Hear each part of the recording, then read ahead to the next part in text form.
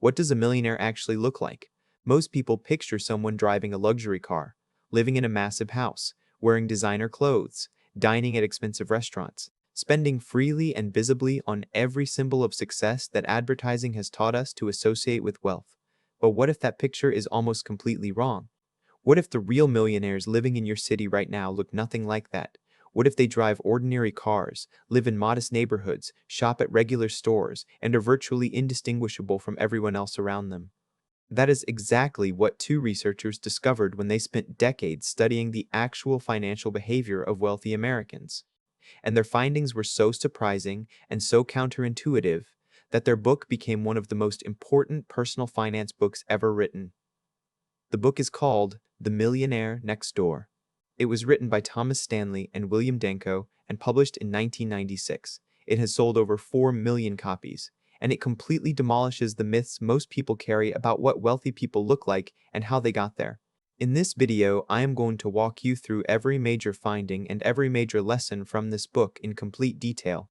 What you are about to hear will likely change how you think about wealth, spending, and what it actually takes to build a financially secure life. Let us begin. How the research was done. Stanley and Danko did not theorize about wealthy people. They studied them directly. Over a period of 20 years, they conducted extensive surveys and interviews with thousands of American millionaires, people with a net worth of $1 million or more. They asked detailed questions about income, spending habits, lifestyle choices, career paths, and daily financial behaviors. What they expected to find was a group of high-income earners living lavish lifestyles. What they actually found shocked them completely.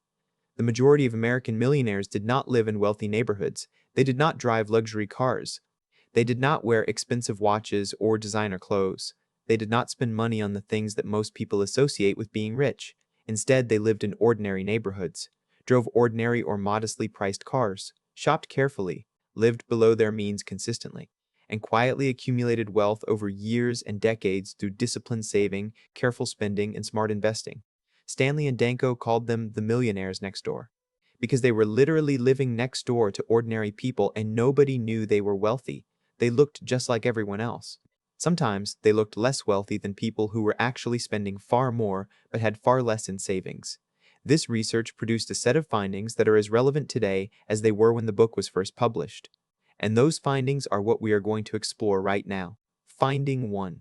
Most millionaires live below their means. The single most consistent finding across the entire research was this. The vast majority of millionaires live significantly below their means, not slightly below their means, significantly below their means. They earn good incomes in many cases, but they spend a small fraction of what they earn and save and invest the rest. Stanley and Danko found that the typical millionaire in their study lived in a house worth less than half of what they could afford based on their income, drove a car that was several years old and had been purchased rather than leased, wore modest clothing, rarely if ever paid full retail price for anything. They were not cheap in a joyless way. They simply did not spend money to signal wealth to others. They did not feel the need to look rich. They were focused on being rich. And those two things, looking rich and being rich, turned out to be almost opposites in practice. The researchers introduced a concept they called the difference between being income wealthy and balance sheet wealthy. Income wealthy means earning a lot of money. Balance sheet wealthy means having a lot of accumulated net worth. Many high-income people are income wealthy but not balance sheet wealthy because they spend most of what they earn. True millionaires are balance sheet wealthy because they consistently save and invest more than they spend. Stanley and Danko said the formula is brutally simple. Wealth is what you accumulate, not what you spend. And the most reliable path to accumulation is spending significantly less than you earn for a very long time. Finding 2. They are first generation wealthy. One of the most inspiring findings in the entire book is this. The majority of millionaires in the study did not inherit their wealth.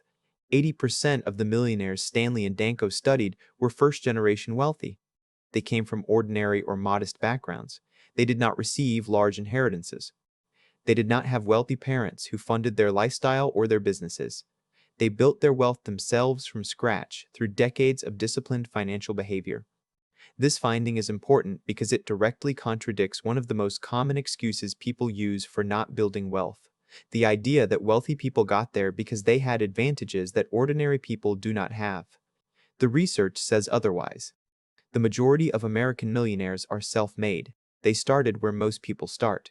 And they built something different not through luck or inheritance, but through consistent, deliberate financial habits maintained over a long period of time.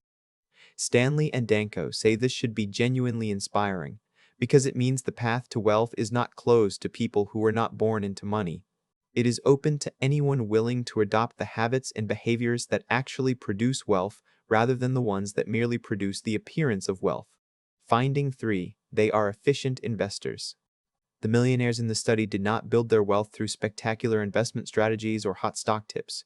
They built it through consistent, disciplined, long-term investing in relatively ordinary vehicles. Most of them invested regularly in stocks, mutual funds, and real estate. They did not try to time the market. They did not chase the latest investment trend. They simply invested consistently over decades and let compound growth do its work.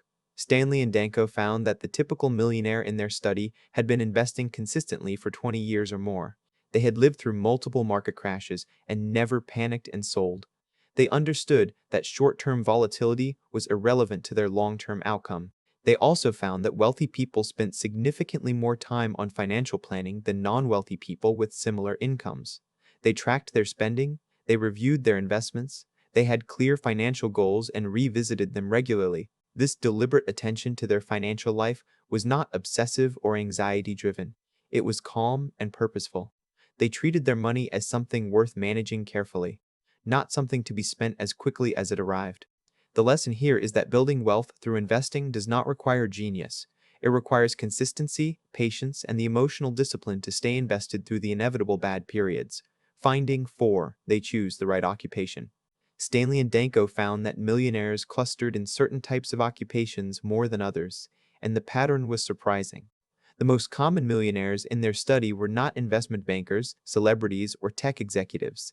The most common were business owners, specifically owners of ordinary, unglamorous small businesses, welding contractors, auctioneers, rice farmers, pest controllers, paving contractors, owners of small manufacturing businesses, people running completely ordinary businesses that nobody writes articles about or celebrates on social media. These people became wealthy not because their businesses were exciting, but because they owned something. Their income was not capped by an employer's salary structure. Their work built equity in an asset they controlled, and over decades that equity accumulated into substantial wealth. The second most common group of millionaires were self-employed professionals. Doctors, lawyers, engineers, accountants who ran their own practices rather than working for large organizations. Again, the ownership piece was critical. They built equity in something they controlled. Stanley and Danko say the consistent theme is occupational self-reliance. The freedom to control your income and your time allows for financial behavior that employment structures often prevent. You can invest profits directly rather than receiving a capped salary. You can make financial decisions for your business that benefit your long-term wealth rather than someone else's quarterly earnings. They are not saying employment is bad. Many employed people build significant wealth. But they found that self-employment and business ownership dramatically increase the probability of millionaire status, the PAW and UAW concept. One of the most useful analytical frameworks Stanley and Danko introduce in the book is the distinction between two types of people with similar incomes. They call them PAWs and UAWs. PAW stands for Prodigious Accumulator of Wealth. UAW stands for Under Accumulator of Wealth. A PAW is someone whose net worth is significantly higher than expected for their age and income. They have accumulated far more wealth than the average person at their income level. They live below their means. They invest consistently. They prioritize financial security over lifestyle display. A UAW is someone whose net worth is significantly lower than expected for their age and income. They earn good money, but they spend most of it. They drive expensive cars, they live in expensive houses, they wear expensive clothes, they look wealthy from the outside, but their actual net worth is modest relative to what their income should have produced. The researchers give a formula for calculating your expected net worth. You multiply your age by your pre-tax annual household income and divide by 10. If your actual net worth is significantly above that number, you are a PAW. If it is significantly below, you are a UAW. Most people who calculate this for the first time are surprised by the result. High earners who assumed they were doing well financially discover they are actually under-accumulating relative to their income. They are earning a lot but keeping very little. The UAW lifestyle is seductive. It feels like success because it looks like success. The nice car, the big house, the regular vacations. But it is producing the appearance of wealth while destroying the actual accumulation of it. Stanley and Danko say the goal is to be a paja, not necessarily to look wealthy, to be wealthy, and those two things require completely opposite financial behaviors. Finding 5. Economic outpatient care. One of the most fascinating and counterintuitive findings in the entire book is what Stanley and Danko call economic outpatient care. Economic outpatient care is the practice of wealthy parents giving substantial financial gifts and subsidies to their adult children, paying for their cars, helping with down payments on homes, contributing to living expenses, giving large cash gifts. Most people would assume that children who receive this kind of financial support become more financially successful as a result. The research found the opposite. Children who received large amounts of economic outpatient care were actually less likely to build their own wealth than children who did not. They were more likely to spend freely because they had a financial safety net beneath them.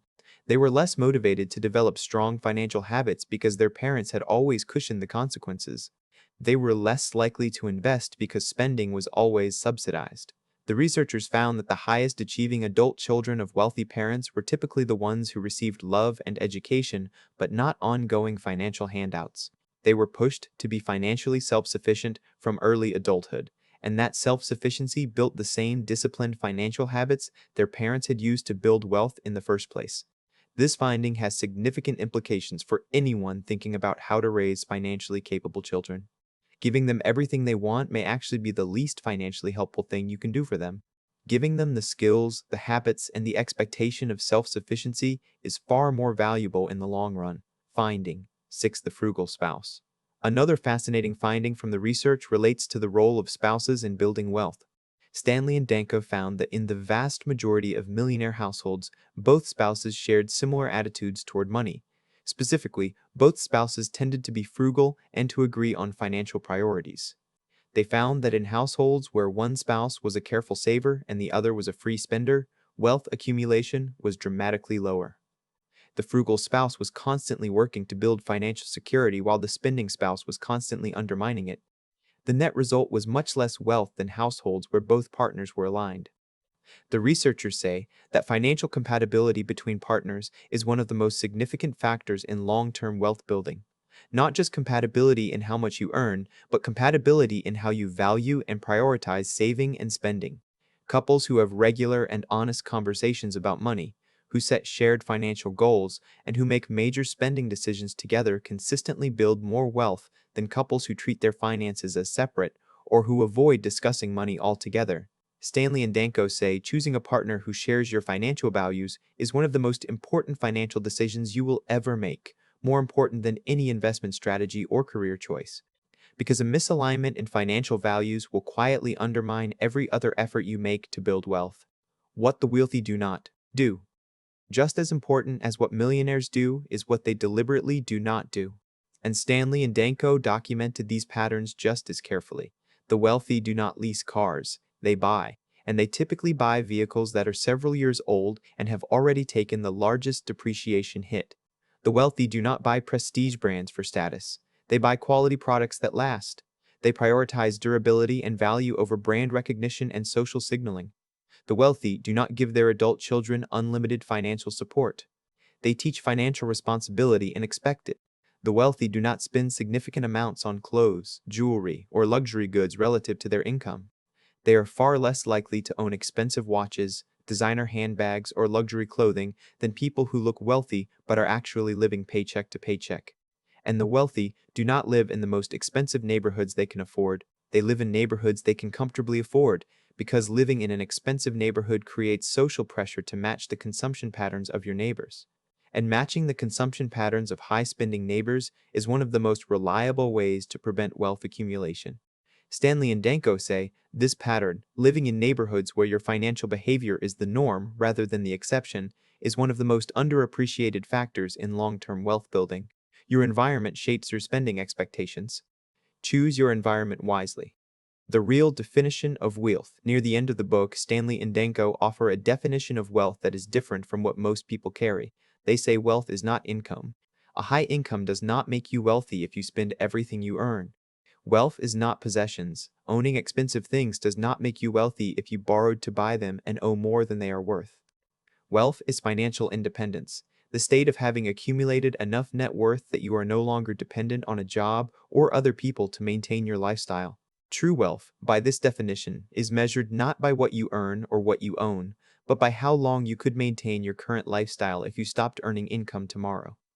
A person with modest income but substantial savings and investments might be more truly wealthy than a high earner with luxury possessions and no savings. They say the goal that should drive every financial decision is not to look wealthy. It is to become financially independent, to reach the point where your assets generate enough income to sustain your life without requiring your active labor. And the path to that point is the same path that the millionaires next door walked. Live below your means, save consistently, invest patiently, ignore the social pressure to signal wealth through spending, and trust that the compound effect of these behaviors over decades will take you exactly where you want to go. The final thought, the millionaire. Next Door delivers a message that is both challenging and deeply encouraging. Challenging because it asks you to resist the cultural pressure to spend and display wealth in ways that feel normal and expected. To drive the modest car while your colleague drives the luxury car. To live in the comfortable house while others live in mansions. To save when everyone around you is spending. Encouraging because it shows through real data from real people that building genuine wealth does not require an extraordinary income, extraordinary intelligence, or extraordinary luck.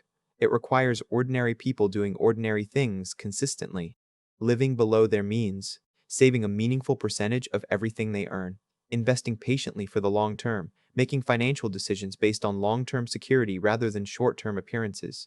The millionaires next door are real. They are living in ordinary neighborhoods in cities and towns all over the world right now. They are not the people you see on Instagram projecting luxury.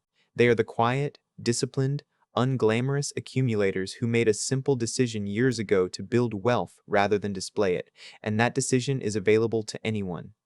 The question is not whether you can afford to build wealth. The question is whether you are willing to stop affording the things that prevent it. Thank you for watching. If this video gave you a clearer and more honest picture of what wealth actually looks like and how it is actually built, please share it with someone who needs to hear it. Subscribe for more deep book summaries every week, and I will see you in the next video.